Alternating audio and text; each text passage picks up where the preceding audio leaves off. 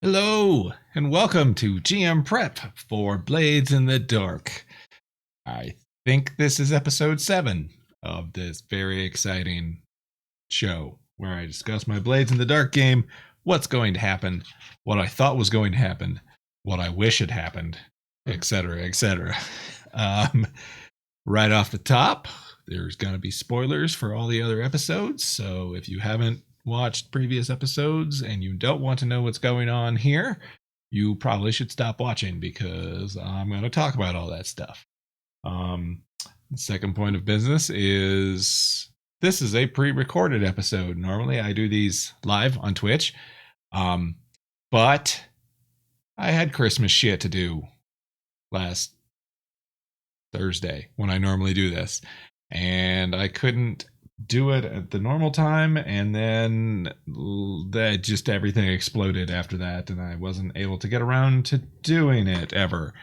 And when I say things exploded, I mean like almost literally. My phone died, and so I had to go buy a new phone, and then the SIM card got from my old phone got stuck in my new phone, so then I had to go to Verizon to get them to remove it, and they couldn't get it out, and so then I had to take it to the phone repair store, and they had to get it out, and then I had to go back to the Verizon store and get the right size SIM card so that my phone. Okay, so my whole night pretty much just evaporated in all this stupid shit. So I just wasn't able to make a recording and do it live. So apologies, but I am doing this pre-recorded one. You can still watch this on the old U of Tubes, and you'll be caught up.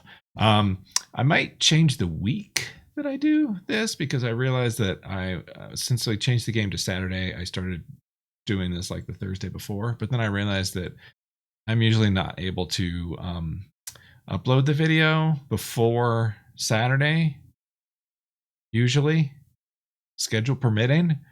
So, and I think it would be helpful if you are watching these GM preps to be able to watch it before the episode where I actually do all the things that I prepped.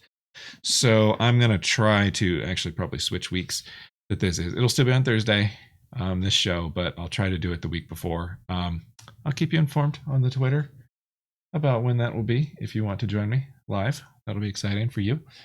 Maybe for me. Who knows? But that is yeah, I think that's all the business up top, other than Merry Christmas. I don't know why I'm waving. Merry Christmas. Yeah, it's Christmas time, and you're probably not watching this. In fact, normally I would probably end up posting these episodes for this session I'm about to run like Christmas Day. Probably not going to do that. But it'll be ish next week, hopefully. But yeah, I am running. Apparently, everyone's going to be available. Timothy may not be available. He said he might have a Christmas party that he has to attend. I haven't actually gotten an update from him. But I guess I should probably call him by his actual player name since we're talking about a real life person. Danny may not be able to attend, or he may miss like the first hour or something like that. But everybody else has said that they will be here. If they are not, we will just talk about The Last Jedi instead. So you can join us for that anyway. But we are going to be we are going to be running right before Christmas. So last session, we were actually joined by Hamish for the first time since the first adventure. I don't know that he seamlessly integrated back into the gang, but he did do some things. He went out and hired some guards, which was handy. And he rolled well, so he actually ended up getting like some silver nails, which are tier 2 or 3. They're one above whatever. I think they're one above, maybe 2. I don't know. Anyway, they're cool mercenary guys, and so the gang has some guards, at least for a while. And that's cool, especially since the Anchorage clock filled up as well. So some shit may be going down. So that happened. That was exciting. And the other thing that was exciting was they did their other job that they had for Elder Cardera. They talked to the Libertines, as we ended up calling them, which is a great name. And might be the most Duskwallian thing that I've gotten into this game so far, is a bunch of decadent noble libertines who sit around doing drugs and now apparently work for this gang. Um, so that was interesting how they sort of turned it into let's make this a drug den. Let's claim this territory as a drug den more than just let's do this job and convince these people that they shouldn't become hollows. I appreciated that initiative. I may have I don't know if I handed them too much stuff. I'm not going to say Monty hauled it any because that's not even relevant, really. But they did get a lot of stuff from that last little job. They got the job itself, which paid them. They got the drug den. And then because their crew leveled up, they also took the Libertines as a cohort. So now they've got a gang, which is, I'm going to allow it. I'm just going to give them all that shit. And the reason I'm doing that is because it's sort of been bothering me that in this gang game, the gang doesn't have any people under them. It's just the PCs. It feels weird to have a game about a gang without a bunch of other people. So I was like, oh, thank God you've got some other NPCs that work for the gang. Now we can roll out some inter-gang problems and get some NPC interactions going that are all part of your group, and we can run a proper resistance game and light the spark that lights the fire in the Okay, I'm just talking about Star Wars again. So I was excited that they got a gang. So even if it was a lot of stuff that they ended up getting in that last adventure, I'm cool with it because now they're a proper gang. And we also have a proper gang name now. The Grave Eels, I think, is the name that they decided to go with. So, hey, this game 7 sessions in may actually turn into an actual gang game. I can tell you, I don't know. Should I talk about this now or should I save it? Let's talk about it now. So I've been running this game for a while, a little bit. We're on session 7, and since we run every other week, I guess that makes this month 3 or 4. Month 4 probably, because I think we skipped a week. Maybe even month 5 because of this skipped a week. Anyway, it's been, a third of a year. And I feel like at this point in my games, they're usually going somewhere. Now, I'm a pretty, light on my feet, play to find out what happens sort of GM. I tend to just, throw things at the players and just be like, well, what are you guys going to do about this? And that's true of all my games usually. The thing is, I tend to try to go somewhere with it. I try to build a narrative arc from those random things that I'm throwing, and they're not always random, but those things that I don't know where they're going, the PCs don't necessarily know where they're going. It's just what they do with it, and then that sort of creates the narrative arc. And that is because I think narrative arcs are really important. I think, storytelling is why we do this. I don't necessarily want to, go into the dungeon and slash at the orcs again. The killing of the orcs should be driving some sort of narrative tension. There should be some sort of reason that I'm cutting down more orcs. There's got to be some buy-in, character motivation shit. And so I usually try to have some sort of narrative arc building at this point. Not necessarily where the game's going to end, but there is something happening that is becoming the main plot. I don't feel like this game has that yet. It's still a little scattered. And that's disappointing me.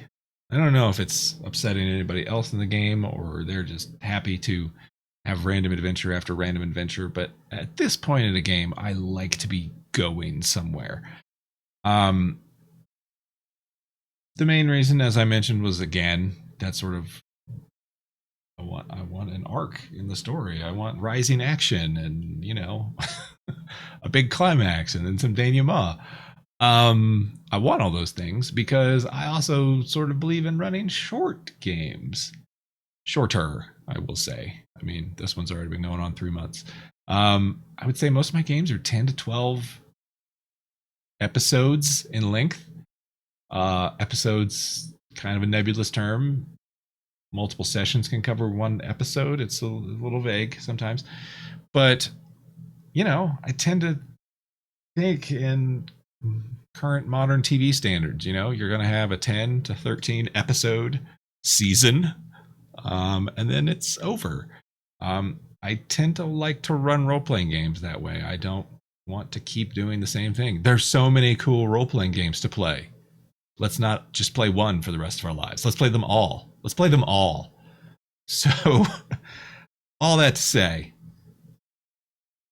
this game isn't meeting my standards as a GM, and I don't think it's the game's fault. I think it's probably my fault. Maybe some players' fault in there too.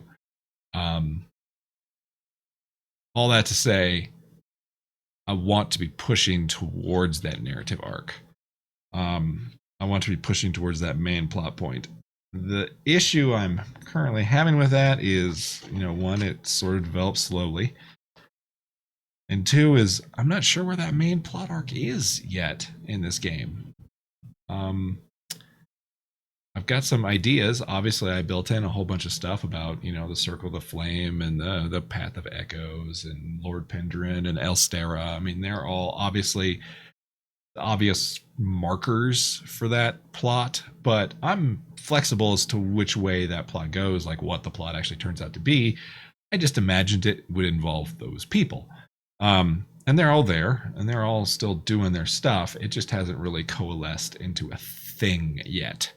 That's okay. I mean, it doesn't always have to gel immediately, but I'm definitely thinking about that, and I definitely want to be aiming in that direction. So going forward, if I start tying things into those main plots over and over, that's why. I'm just trying to build that main focus for the plot. So, when the game ends and we get tired of playing it and or running it, we can say that we had a full story, not just we got tired of playing and so we stopped. That's kind of lame and boring. I don't think role-playing games have to do that. They should be telling cool stories. Yeah, I definitely want to tell cool stories. Why wouldn't you? So let me show you this thing. How about this? Yeah, I updated it. That's right. I updated our big old chart. And my picture's sort of covering up part of it, but trust me, nothing exciting has happened over there. Or I could just do this and move me over here. How about that? Whoa. So yeah, you can see a couple things that I added. You will notice, if you've been paying attention, look at that. Dunville owes a favor to Elstera. When did that happen, I wonder? Oh, was it 2 adventures ago when she sold him the PC's deadish bodies? Perhaps. You will also see that I added Stavril, who is the Silver Nails guy that Hamish hired. And we've also got the Libertines here, and this line is saying that they're the members of the Church of Ecstasy, as well as a bunch of other people. So it's kind of looking like that Church of Ecstasy is kind of important, huh? Who knew? I just got them on there as a cohort. I've got all the individual members of the Libertines, the little family there, like Narcus and Kara, Festine, and the other guy who I just suddenly forgot the name of, Hellas. They are on there. I haven't added them onto this yet, just because I haven't quite decided, where I want to connect them to. I know Kara has, because of a Devil's Bargain. I think it was a Devil's Bargain, wasn't it? She's into Timothy. So I know, I probably should have added her and just made a line to Timothy, but I didn't. That might partially be because I'm not sure that Danny is going to be here for the session, and so an extra line seemed pointless. I don't know. But we'll add them as they come up. Yeah. I don't think there's anything else on this chart. Yeah, on this relationship map that changed majorly. I'm just looking over it real quick. No, I don't think so. So back to over here. So first thing we've got to take care of is they finished their job from last time, which means that we've got heat, engagement, and all that fun stuff.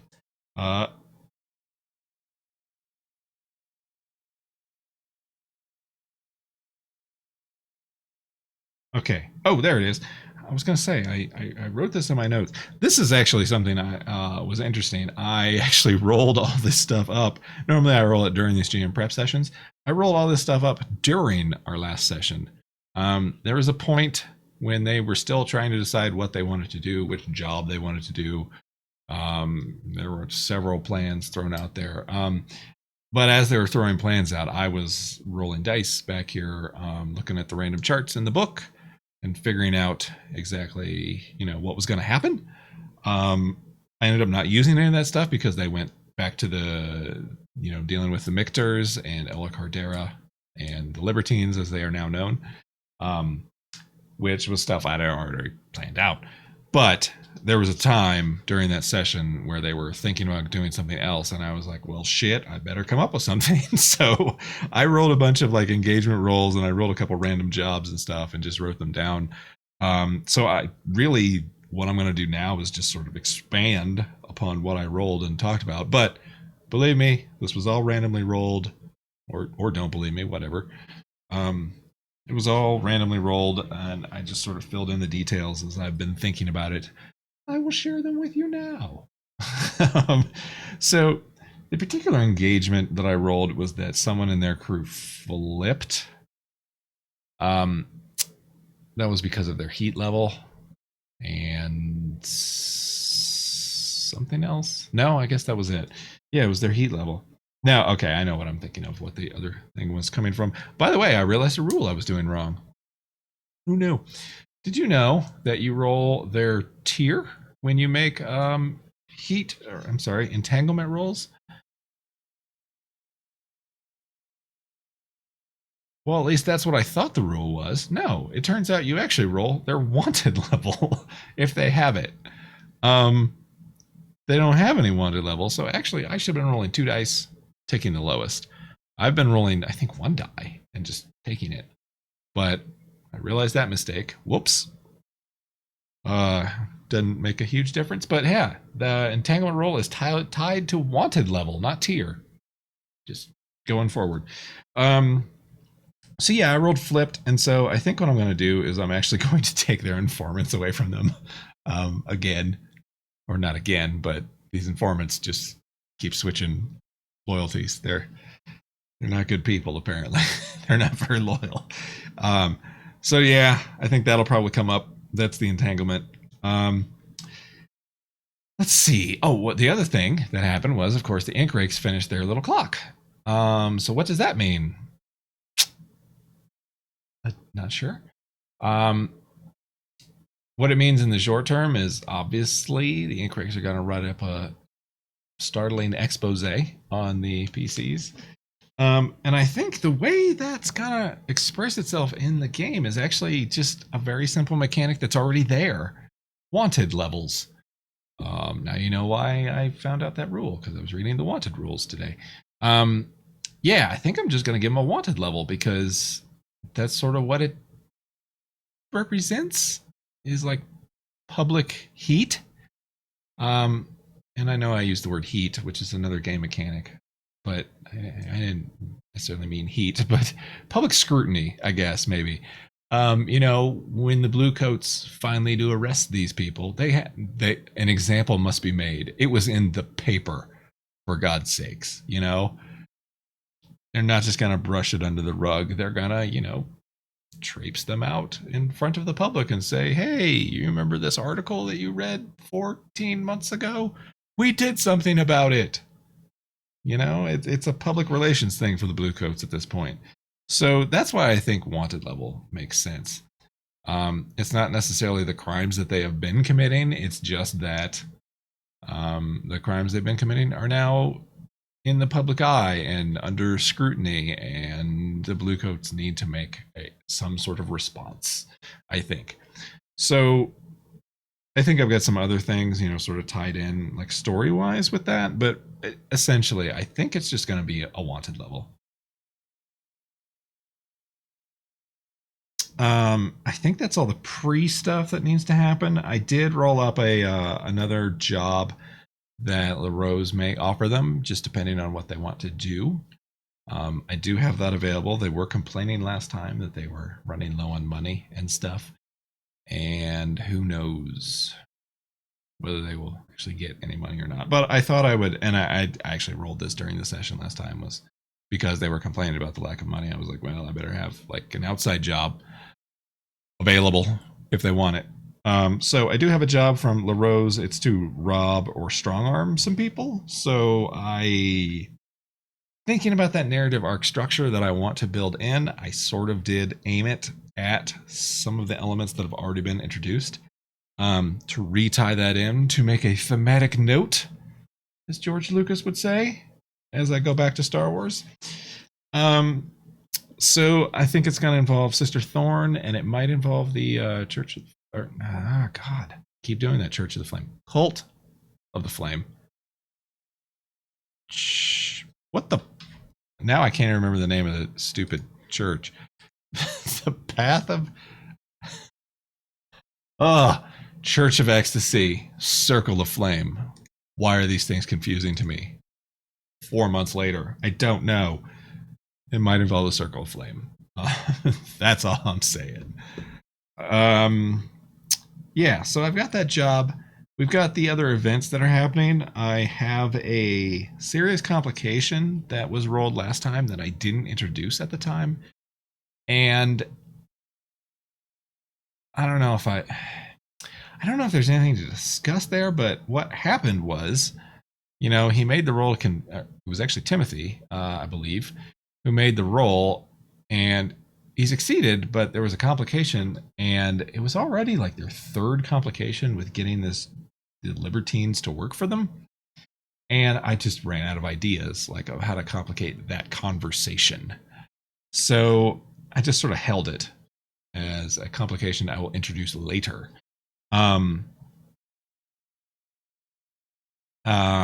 What was I saying? Yes. Star Wars. No. So the serious complication I was actually going to introduce was that Kara starts getting really jealous and starts to like try to monopolize Timothy's time and stuff like that. So that'll be amusing, maybe. I don't know. But it didn't make quite sense to introduce it at the time. So I think that's okay to hold on to serious complications, to just not introduce them at the moment, to pull them in later. That is one issue I have with this game. Not like it's a problem with the game. It's just really a problem about the way I'm thinking about the game. Is sometimes I just can't think of great complications or devil's bargains, and it's definitely something I'm working on. I think that's probably the toughest place for me right now within this game and these rules, is just figuring out good complications and, you know, keeping them going. Because I think a lot of times when I come up with a complication, it like resets the situation to 0. And I don't want to do that. They still succeeded. It should get to stage 0.5 instead of 1. And that's tricky to judge sometimes, I guess, for me. And so I sometimes feel that I don't come up with great complications, just because I'm not trying to go all the way back to 0, but I do want to move it forward, but it needs to go back because a little tricky. It's not something I'm used to. You know, most games are sort of pass fail. That tends to be the way games are run. I mean, you know, obviously recent games powered by the Apocalypse games, Blades in the Dark, Even Fate, you know, Fate has that succeed with consequences mechanic. I mean, it's a lot more common now than it was, but it's still sort of a pass fail in my mind, and so I just need to, you know, broaden it out, make it more organic. It can't just be a 1 or a 0. It can be other things. It can be other things. Um.